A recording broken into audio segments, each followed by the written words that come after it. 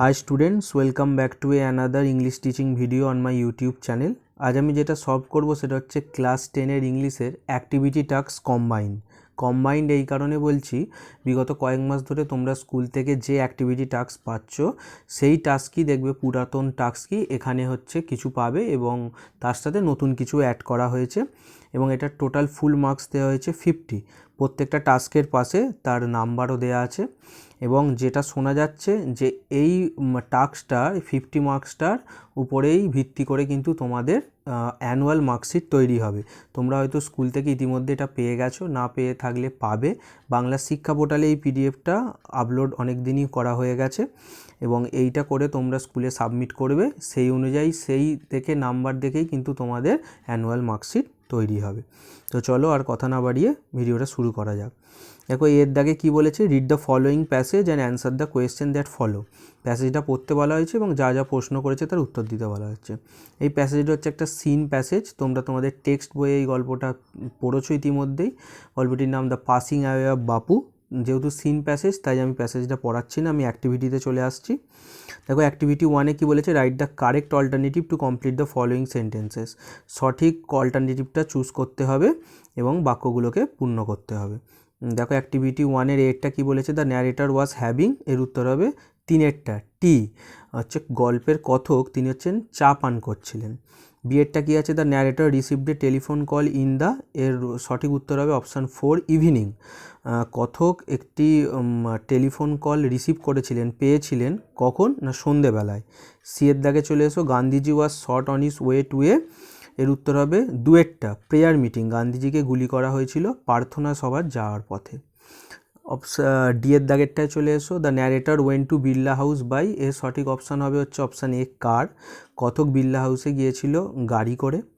ইয়েরটা time appear to have stopped for a few, এর উত্তর হবে 3-এরটা মিনিটস, সময় মনে হয়েছিল কয়েক মিনিটের জন্য বন্ধ হয়ে গেছে বা স্তব্ধ হয়ে গেছে।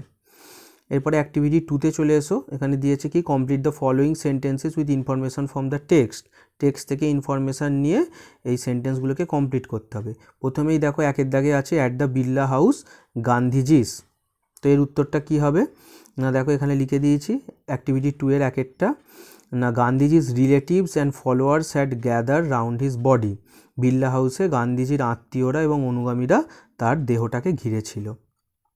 2-এরটায় চলে এসো, ওয়ার্ডস অফ বাপুজিস ডেথ হ্যাড, বাপুজির মৃত্যুর খবর, এখানে হ্যাড দেওয়া আছে, আমি এখানে হ্যাড লিখেছি, তাই তোমরা একবারই হ্যাডটা লিখবে, দুবার লিখবে না। Had spread through Delhi like a flame fan by wind, বাপুজির মৃত্যুর খবরটা সারা দিল্লিতে ছড়িয়ে পড়েছিল আগুনের শিখায় হাওয়া লাগার মতো। এরপরে চলে এসো 3-এরটা, the people were too stunned to, লোকেরা এতটাই হতভম্ব হয়ে গেছিলো, তো এর সঠিক উত্তর হবে to speak in the beginning, যে তারা শুরুর দিকে কথাই বলতে পারছিল না। এরপরে আমরা চলে আসবো দেখো অ্যাক্টিভিটি 3-তে। অ্যাক্টিভিটি 3-তে তোমাদের দুটো প্রশ্ন দেওয়া হয়েছে, অ্যান্সার দ্য ফলোয়িং কোয়েশ্চেন, সেই প্রশ্নগুলোর উত্তর লিখতে বলা হয়েছে। প্রথম প্রশ্ন আছে, what could one see out of every window, একজন প্রতি জানালা থেকে কি দেখতে পাচ্ছিল, দেখো সেটার উত্তর এখানে লিখে দেওয়া হয়েছে। One could see out of every window a brown blood of faces, একজন প্রত্যেকটা জানালাতেই দেখতে পাচ্ছিল বাদামি ঝাপসা মুখগুলোকে। অ্যাক্টিভিটি 3-এর দ্বিতীয় প্রশ্নটায় চলে আসি, when did the people become a little calm, লোকেরা কখন একটু শান্ত হয়েছিল, দেখো ডিড দিয়ে প্রশ্ন করেছে পাস্ট টেন্সে, তাই আমরা উত্তরটা পাস্ট টেন্সে করব। The people became a little calm, লোকেরা একটু শান্ত হয়েছিল, when it was announce that, যখন এটা ঘোষণা করা হয়েছিল, that they would be allowed, এখানে এনি হয়ে গেছে, ওটা প্রিন্ট মিস্টেক হয়েছে, ওটা বি হবে, that they would be allowed to see Gandhiji before the funeral, যখন ঘোষণা করা হয়েছিল যে শেষকৃত্যের আগে তাদেরকে গান্ধীজিকে একবার দেখতে দেওয়া হবে। এরপরে দেখো বিয়ের দাগে চলে এসো, এখানে হচ্ছে তোমাদের একটা কবিতা দেওয়া হয়েছে, এই কবিতাটাও তোমরা তোমাদের টেক্সট বইতে পড়েছো, ফেবেল নামে কবিতাটা। এই কবিতাটার পরে কি অ্যাক্টিভিটি আছে, দেখো অ্যাক্টিভিটি 4-এ চলে এসো, write the correct alternatives to complete the following sentences, এখানেও এমসিকিউ দিয়েছে, আমাদের সঠিক অপশানটাকে চুজ করতে হবে। একটা কি আছে দেখো, the quarrel was between the mountain and the, সঠিক উত্তর হবে ডি স্কোয়ারেল, বলছে ঝগড়াটা কার কার মধ্যে হয়েছিল, পাহাড় এবং কাঠবেড়ালির মধ্যে। দুয়েরটায় চলে এসো, দ্য ল্যাটার ইজ দ্য, এখানে ল্যাটার মানে পরবর্তী জনকে, তাহলে সঠিক উত্তর হবে অপশান এ স্কুইরেল। যেহেতু কবিতাতে আছে দেখবে the former call the latter, former আগের জন হচ্ছে আমাদের দ্য মাউন্টেন পর্বত, এবং ল্যাটার হচ্ছে ফর্মার আগের জন হচ্ছে দ্য মাউন্টেন, এবং ল্যাটার পরের জন হচ্ছে স্কুইরেল। এরপরে চলে এসো তিনেরটায়, the squirrel is very, option A সঠিক উত্তর হবে স্প্রাই, কাঠবেলারিটা খুব চনমনে ছটফটে ছিল। তারপর চারের দাগে চলে এসো, the mountain can carry on its back, A সঠিক উত্তর হবে অপশান বি ফরেস্ট, পাহাড় কী করতে পারে, তার পিঠে জঙ্গলকে বইতে পারে। এরপরে অ্যাক্টিভিটি 5-এ চলে এসো, একটা চার্ট দেওয়া হয়েছে, একটা টেবিল, সেটাকে ফিল আপ করতে হবে। তো কমপ্লিট দ্য ফলোয়িং টেবিল, দেখো সেখানে একদিকে স্টেটমেন্ট দেওয়া হয়েছে এবং একদিকে রিজন লিখতে হবে। প্রথম স্টেটমেন্টে আছে দেখো, the former call the latter little prig, এই যেটা একটু আগেই বলছিলাম, প্রথমজন পরের জনকে বলেছিল লিটিল প্রিগ, মানে পর্বত আমাদের কাঠবেড়ালিকে বলেছিল ক্ষুদে জ্ঞানী। তো কেন বলেছিল, রিজন, সেই কারণটা লিখতে হবে। দেখো অ্যাক্টিভিটি 5-এর প্রথম রিজনটা লিখে দিয়েছি। কী reason, the former was very proud of his big size, কারণ আগের জন অর্থাৎ দ্য মাউন্টেন পর্বত, তার খুব গর্ব ছিল, তার হচ্ছে বা অহংকার ছিল তার বড় আকৃতির জন্য বা বড় আকারের জন্য। আর দ্বিতীয়টা দেখো, neither can the mountain crack a nut nor can the squirrel carry a forest, বলছে পর্বত হচ্ছে বাদামও ভাঙতে পারে না এবং কাঠবেড়ালি হচ্ছে পাহাড় জঙ্গলকে বহন করতে পারে না, দুজনেই দুটো কাজ করতে পারে না। এর রিজনের কারণ লিখতে বলেছে। তো এর কারণ এটাই, everyone has its own special talents, প্রত্যেকেরই বিশেষ কিছু প্রতিভা আছে, উইথ সার্টেন লিমিটেশনস, কিন্তু তার সীমাও আছে। এর মানে এই নয় যে প্রত্যেকের প্রতিভা আছে মানে এই নয় যে সবাই সব কাজ করে ফেলতে পারবে। তার প্রতিভা আছে, হয়তো একজন যে কাজটা করতে পারে অন্যজন পারে না, কিন্তু তার মধ্যেও কিন্তু সব কিছুর সীমা আছে, যে সে এতটা কাজই করতে পারে। তো সেই রকমই একটা, এটা সীমার বাইরে, পর্বত বাদাম ভাঙতে পারে না, আর কাঠবেড়ালি হচ্ছে নিজের পিঠেতে জঙ্গলকে বহন করতে পারে না। অ্যাক্টিভিটি 6-এ চলে এসো, দেখো এখানে গ্রামার দেওয়া হয়েছে, 4টে সেন্টেন্স দিয়ে বলেছে split the following into 2 sentences, দুটো সেন্টেন্সে এটাকে ভাঙতে হবে, 4টে বাক্যকে দুটো করে সেন্টেন্সে ভাঙতে হবে। খুব সোজা, এখানে জয়নিং করা আছে, তোমাদের ভাঙতে হবে। দেখো এরটা কি বলেছে, having heard the news she fainted, খবরটাকে শুনে সে মূর্ছা গিয়েছিল। তো এরটা কি হবে, আমরা দুটো পার্টে ভেঙে দিয়েছি। সি হার্ড দ্য নিউজ, সে খবরটা শুনেছিল, ফুল স্টপ, সি ফেন্টেড, সে মূর্ছা গিয়েছিল। বিয়েরটায় চলে এসো, ইট ওয়াজ রেনিং হেভিলি, খুব জোরে বৃষ্টি হচ্ছিল, হোয়েন সি রিচড হোম, যখন সে ঘরে পৌঁছেছিল। দেখো বিয়েরটাও আমরা ভেঙেছি, সি রিচড হোম, সে ঘরে পৌঁছেছিল, ফুল স্টপ, ইট ওয়াজ রেনিং হেভিলি, তখন খুব জোরে বৃষ্টি হচ্ছিল। সি এরটায় চলে এসো, অশোকা অ্যাপোজিশন কমা দেওয়া হয়েছে, হু ওয়াজ এ গ্রেট কিং, যিনি ছিলেন একজন মহান রাজা, comma helped in the spread of Buddhism, তিনি বুদ্ধিজম মানে বৌদ্ধ ধর্মর বিস্তারে সাহায্য করেছিলেন। তো এটাকে আমাদেরকে স্প্লিট করতে হবে দুটোতে। দেখো সেটা সি এর দাগে আমি করেছি। Ashoka was a great king, Ashok ছিলেন হচ্ছে সম্রাট অশোক ছিলেন একজন মহান রাজা, ফুল স্টপ, আর he helped in the spread of Buddhism, তিনি বৌদ্ধ ধর্ম বিস্তারে সাহায্য করেছিলেন। ডিএডটা চলে এসো, Shabnam thought that she would win the first prize, Shabnam ভেবেছিল যে সে প্রথম পুরস্কার জিতবে। এটাকেও দেখো স্প্লিট করা হয়েছে দুটো সেন্টেন্সে, Shabnam would win the first prize, Shabnam প্রথম পুরস্কার জিতবে, full stop, she thought it, সে এটা ভেবেছিল। এরপরে চলে এসো অ্যাক্টিভিটি 7, এখানে আমাদের ফ্রেজাল ভার্বস দেওয়া হয়েছে 3টে। দেখো প্রথমটা আমি পড়ছি, my older brother is in search of a job, in search of মানে খোঁজা, এর ফ্রেজাল ভার্ব করতে হবে। তো এর ফ্রেজাল ভার্ব দেখো নিচে সব 4টে অপশান দেওয়া আছে, সেখান থেকে 3টে অপশান চুজ করতে হবে। তো প্রথমটার সঠিক উত্তর হবে লুকিং ফর, অপশানে কিন্তু লুক ফর আছে, লুকিং ফর কেন হবে, ইন সার্চ অফের আগে দেখো ইজ আছে, তাই এটা কন্টিনিউয়াস ফর্মে আছে, তাই ইজের পরে কিন্তু লুক ফর দিলে হবে না, এটা করতে হবে লুকিং ফর। তাহলে মানেটা হলো my older brother is looking for a job, আমার বড় দাদা হচ্ছে একটা চাকরি খুঁজছে। দুয়েরটা, I can not tolerate his audacity, tolerate সহ্য করা, সহ্য করার ফ্রেজাল ভার্ব তোমরা জানো পুট আপ উইথ, আমরা সেটাই লিখে দেবো, এখানে কোনো রকম চেঞ্জ হবে না। মানেটা হচ্ছে যে আমি তার ঔদ্ধত্যকে আমি হচ্ছে সহ্য করতে পারি না। তিনেরটায় চলে এসো, the headmistress distributed books among the students, distributed দেখো এখানে পাস্ট ফর্মে আছে, তাই distributed phrasal verb give away, কিন্তু যেহেতু পাস্ট টেন্সে আছে তাই ওটা হয়ে যাবে গেভ অ্যাওয়ে। দেখো সেই উত্তরটাই লেখা হয়েছে, তিনেরটা হবে গেভ অ্যাওয়ে, যে হেডমিস্ট্রেস স্টুডেন্টদের মধ্যে বইগুলো বিতরণ করেছিলেন। এরপরে চলে এসো, দেখো অ্যাক্টিভিটি 8-এ তোমাদের একটা ডায়লগ রাইটিং দিয়েছে। কি বলেছে? Write a dialogue within 100 words, 100 শব্দের মধ্যে একটা ডায়লগ লিখতে হবে বিটুইন টু ফ্রেন্ডস, দুটো বন্ধুর মধ্যে, on your feelings about not going to school for a long time. তোমার অনুভূতি নিয়ে যে তুমি অনেক দিন ধরে যে স্কুলে যেতে পারোনি সেই সম্বন্ধে। তাই তুমি যে অনেক দিন ধরে স্কুলে যেতে পারছো না সেই অনুভূতিটাকে নিয়ে দুই বন্ধুর মধ্যে একটা কথোপকথন লিখতে বলা হয়েছে 10 নম্বরের অ্যাক্টিভিটি 8। তো চলে এসো, দেখো আমি এইখানে ডায়লগটা লিখে দিয়েছি, অ্যাক্টিভিটি 8-এর ডায়লগ। দেখো এখানে দুটো বন্ধু যেন, একজন তুমি এবং একজনকে আমি লিখেছি ওটা আই বলে লিখেছি, আর অপরজন মানে যে তোমার বন্ধু সেটা মাই ফ্রেন্ড বলে লিখিয়েছি।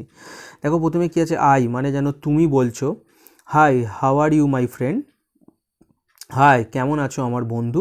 তো উল্টো দিকতে তোমার মাই ফ্রেন্ড মানে তোমার বন্ধু কি বলছে? ফাইন ভালো। ইউ তুমি।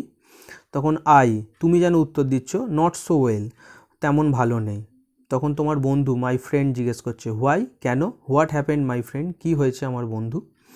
তখন আই মানে তুমি বলছো, I miss my school very badly, আমি আমার স্কুলকে খুব মিস করছি, প্রচণ্ড পরিমাণে আমি স্কুলকে মিস করছি।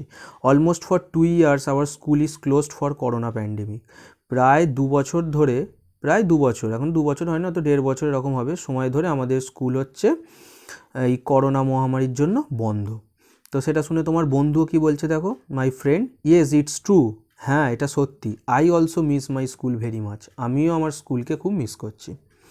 তখন তুমি বলছো আই, ডায়লগ এরমভাবেই লিখতে হয়, একবার তুমি বলবে একবার ও বলবে। তখন তুমি বলছো, I am missing all the teachers and their classes in the school with all our classmates, আমি খুব মিস করছি আমার শিক্ষক শিক্ষিকাদের, তাদের হচ্ছে ক্লাস নেওয়াগুলো স্কুলের মধ্যে, এবং যখন আমরা একটা ক্লাসে সমস্ত ক্লাসমেটস আমাদের সহপাঠীদের সাথে একসাথে ক্লাস করতাম সেটাকেও মিস করছি, এবং সেই টিচার্সদের মিস করছি যারা ক্লাস নিত। সেটা শুনে তোমার ফ্রেন্ড কি বলছে? দেখো my friend yes in school we use to spend funny times with our friends, হ্যাঁ স্কুলেতে আমরা মজার সময় কাটাতাম বন্ধুদের সাথে। Eating our tiffin together at lunch break, যখন লাঞ্চ ব্রেক হতো মানে টিফিন ব্রেকে আমরা একসাথে সবাই মিলে টিফিন খেতাম, and then play in the school ground, তারপরে আমরা স্কুলের মাঠেতে খেলতাম। সেটা শুনে দেখো তুমি কি বলছো? আই অল আর নাও গান ইন দিস প্যান্ডেমিক, এই মহামারী বা অতিমারির সময় সব চলে গেছে, এখন স্কুল বন্ধ।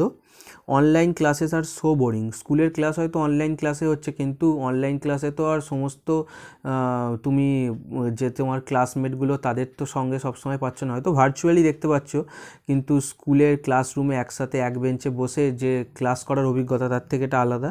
তাই তুমি বলছো online classes are so boring, যে অনলাইন ক্লাসেস খুব বিরক্তিকর।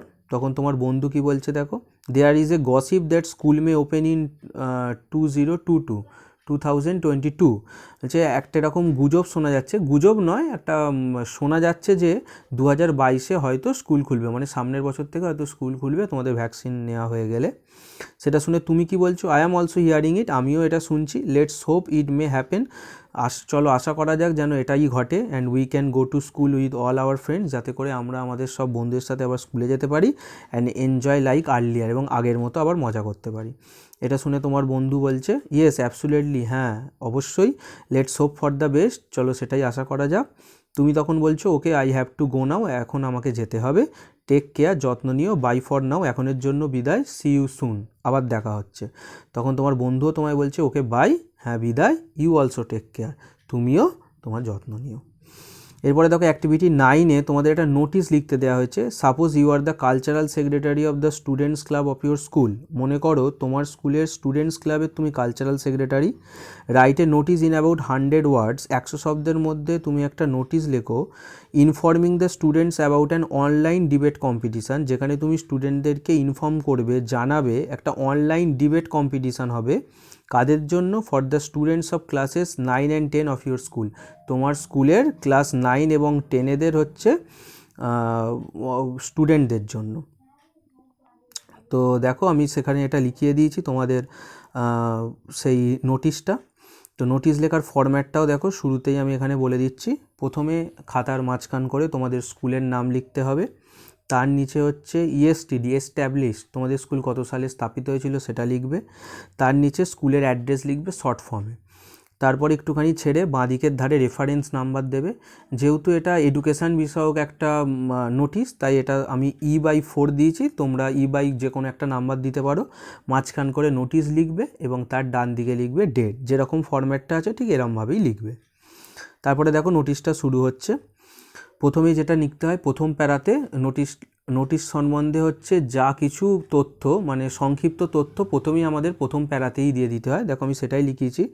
All the students are hereby notified that, এত দ্বারা সকল ছাত্রছাত্রীদের জানানো হচ্ছে যে our school has decided to organise an online debate competition, আমাদের স্কুল সিদ্ধান্ত নিয়েছে একটা অনলাইন ডিবেট কম্পিটিশান আয়োজন করার for the students of class 9 and 10, class 9 এবং 10-এর স্টুডেন্টদের জন্য। কবে? অন 15 নভেম্বর অ্যাট 12 PM, 15ই নভেম্বর বেলা 12টায়।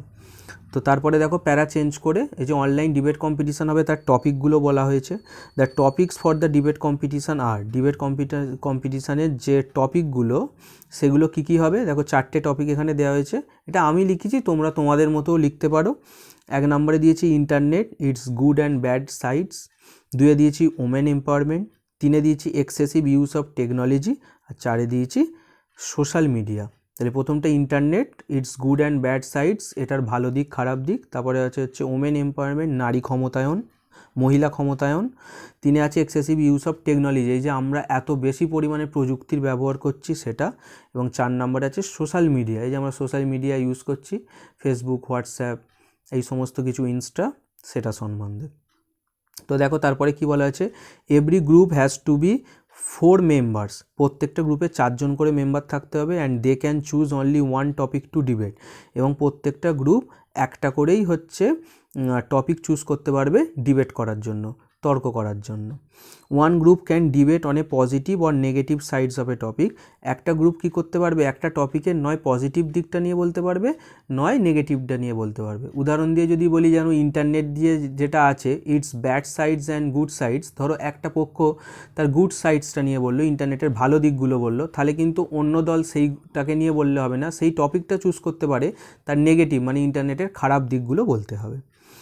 তো তারপরে কি বলা আছে দেখো, famous educationist of our locality, আমাদের এলাকার বিখ্যাত শিক্ষাবিদ শ্রী অরুণ মুখার্জি, আমি একটা এরকম কাল্পনিক নাম দিয়েছি, তোমরা যে কোনো নাম দিতে পারো, will be present virtually as the special guest and also as the জাজ অফ দ্য প্রোগ্রাম, তিনি ভার্চুয়ালি মানে এই অনলাইনেই উপস্থিত থাকবেন, যেহেতু পুরো অনুষ্ঠানটাই অনলাইন হচ্ছে এই করোনা প্যান্ডেমিকের জন্য। তো তিনিও ভার্চুয়ালি উপস্থিত থাকবেন কী হিসাবে, স্পেশাল গেস্ট হিসাবে, বিশেষ অতিথি হিসাবে। এবং শুধু বিশেষ অতিথি তিনি নন, অলসো অ্যাজ দ্য জাজ অফ দ্য প্রোগ্রাম, তিনি এই প্রোগ্রামটার হচ্ছেন বিচারকও। The whole competition will be held via Google Meet, পুরো এই যে কম্পিটিশানটা সেটা গুগল মিটের মাধ্যমে হবে। And the link of the competition will be send to the schools class 9 and 10 WhatsApp group before 1 hour of the programme, এবং অনুষ্ঠানটার যে লিঙ্কটা সেটা হচ্ছে স্কুলের যে ক্লাস 9 এবং 10-এর হোয়াটসঅ্যাপ গ্রুপ আছে সেই গ্রুপে প্রোগ্রামের 1 ঘন্টা আগে, মানে 15ই নভেম্বর 12টায় প্রোগ্রাম হবে, বেলা 12টায়, তাহলে 11টা নাগাদ পাঠিয়ে দেওয়া হবে। Interested students May enlist their names, যারা আগ্রহী স্টুডেন্টস তারা তাদের নাম নথিভুক্ত করতে পারো, টু দ্য স্কুলস ওয়েবসাইট, স্কুলের ওয়েবসাইটে অন অর বিফোর 10/11/2021, মানে 10ই নভেম্বর 2021-এর আগে। যেহেতু পুরোটাই ধরো অনলাইন হচ্ছে করোনা প্যান্ডেমিকের জন্য, তাই নাম নথিভুক্তকরণটাও কিন্তু স্কুলে হবে না, ওটাও হচ্ছে স্কুলের ওয়েবসাইটেই হবে। যারা যারা নাম দিতে ইচ্ছুক তারা স্কুলের ওয়েবসাইটে নাম দেবে। এবং 10 তারিখ লাস্ট ডেট, 10ই নভেম্বর, কারণ 15ই নভেম্বর হচ্ছে অনুষ্ঠান, এবং 15ই নভেম্বর বেলা 12টার 1 ঘন্টা আগে, মানে 11টার সময় করে ওই স্কুলের যে 9 আর 10-এর হোয়াটসঅ্যাপ গ্রুপ আছে তাতে হচ্ছে কম্পিটিশানের লিঙ্ক পাঠিয়ে দেওয়া হবে।